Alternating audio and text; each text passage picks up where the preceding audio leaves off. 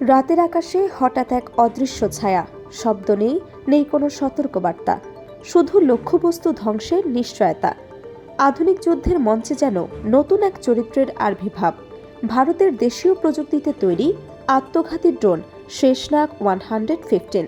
প্রতিরক্ষা বিশ্লেষকদের প্রশ্ন, কতটা ভয়ঙ্কর এবং কতটা কার্যকর এই নতুন সমরাস্ত্র?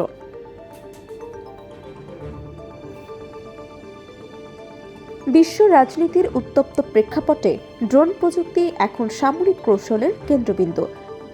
রাশিয়া ইউক্রেন যুদ্ধ থেকে শুরু করে পশ্চিম এশিয়ার সংঘাত, সবখানে হামলাকারী বা লইটারিং মিউনিশন ড্রোন গুরুত্বপূর্ণ ভূমিকা রাখছে। তুলনামূলকভাবে কম খরচে তৈরি হওয়া, সহজে মোতায়েনযোগ্য এবং নির্দিষ্ট লক্ষ্যবস্তুতে আঘাত আনার সক্ষমতার কারণে এই ধরনের ড্রোন আন্তর্জাতিক প্রতিরক্ষা বাজারে ব্যাপক চাহিদা তৈরি করেছে।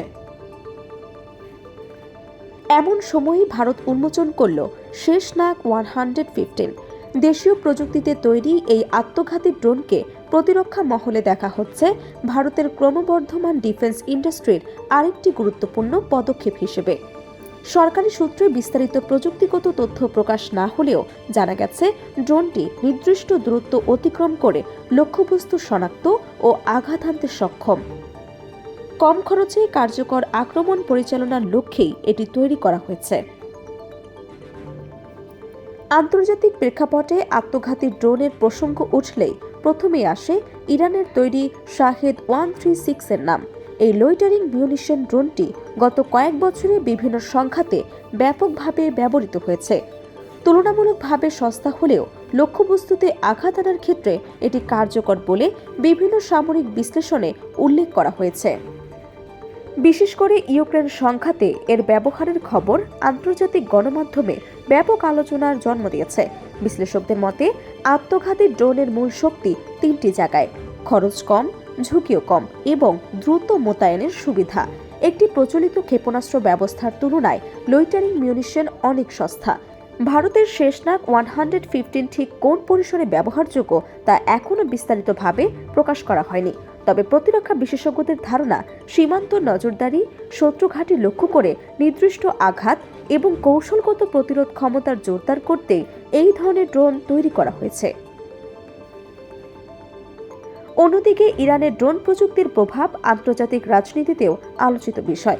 ইরানের মডেল অনুসরণ করে যুক্তরাষ্ট্র নিজস্ব লইটারিং মিউনিশন তৈরি করেছে বলে প্রতিরক্ষা মহলে আলোচনা রয়েছে। বিশেষজ্ঞদের মতে, আধুনিক যুদ্ধে প্রযুক্তির আদান প্রদান এবং অনুকরণ নতুন কিছু নয়, বরং কার্যকর কৌশল দ্রুত ছড়িয়ে পড়াই স্বাভাবিক প্রবণতা। ড্রোন প্রযুক্তির এই বিস্তার নতুন ধরনের নিরাপত্তা চ্যালেঞ্জও তৈরি করছে। আকাশপথে ছোট, দ্রুতগতির এবং তুলনামূলকভাবে কম উচ্চতায় উড্ডয়নকারী এই ড্রোন শনাক্ত ও প্রতিরোধ করা কঠিন হতে পারে। ফলে বিভিন্ন দেশ এখন এন্টি ড্রোন সিস্টেম উন্নয়নের দিকেও সমান গুরুত্ব দিচ্ছে। ভারতের ক্ষেত্রে শেষনাগ 115 আত্মনির্ভর প্রতিরক্ষা নীতির অংশ হিসেবে দেখা হচ্ছে। সাম্প্রতিক বছরগুলোতে দেশটি দেশীয় প্রতিরক্ষা উৎপাদন বাড়ানোর উপর জোর দিয়েছে। যুদ্ধক্ষেত্রে প্রযুক্তি নির্ভর সক্ষমতা বাড়াতে ড্রোন, ক্ষেপণাস্ত্র ও সাইবার প্রতিরক্ষা ব্যবস্থায় বিনিয়োগ বৃদ্ধি পেয়েছে। সব মিলিয়ে বলা যায়, আধুনিক যুদ্ধে আত্মঘাতী ড্রোন এখন আর পরীক্ষামূলক অস্ত্র নয়, বরং বাস্তব কৌশলগত হাতিয়ার। শেষনাগ 115 কতটা কার্যকর প্রমাণিত হবে তা নির্ভর করবে এর প্রযুক্তিগত সক্ষমতা, বাস্তব পরীক্ষণ এবং ভবিষ্যৎ